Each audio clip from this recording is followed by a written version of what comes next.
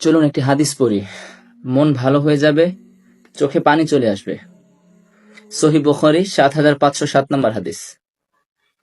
রাসূলুল্লাহ সাল্লাল্লাহু আলাইহি ওয়াসাল্লাম বলেছেন, আল্লাহ তাআলা বলেন, আমার এক বান্দা পাপ করে আর তারপর বলে, ইয়া আল্লাহ, আমার অপরাধ মাফ করে দিন।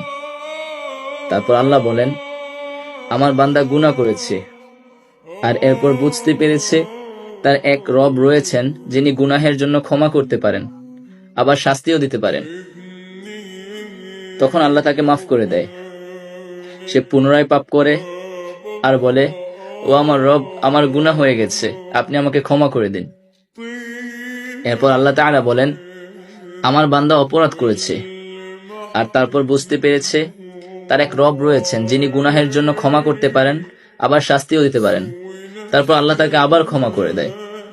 সে আবারও গুনাহ করে আর বলে, হে আমার রব, আমার পাপ হয়ে গিয়েছে, আমাকে ক্ষমা করে দিন।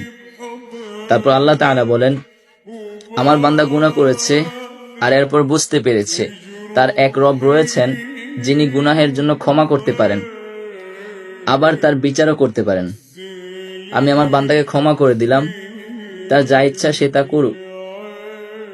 যতবার মন দিয়ে পড়ি, অনুভব করি, চোখ ভিজে আসে। এত মহানুভব মালিক আমার, এমন মালিকের দাস হবার সৌভাগ্য কজন মানুষের হয়? এতই মহৎ, মহান আর স্নেহময়, ক্ষমাশীল তিনি। তোমার ফিরে আসার অপেক্ষায় আছেন তিনি। তবুও কি তুমি বুঝবে না, ফিরবে না?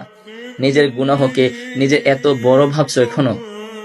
তার অপার রহমত আর ক্ষমার চাইতেও নিজের অপরাধকে, গুনাহকে বিশাল মনে করার দুঃসাহস কিভাবে করছো? এত অহংকার কেন তোমার?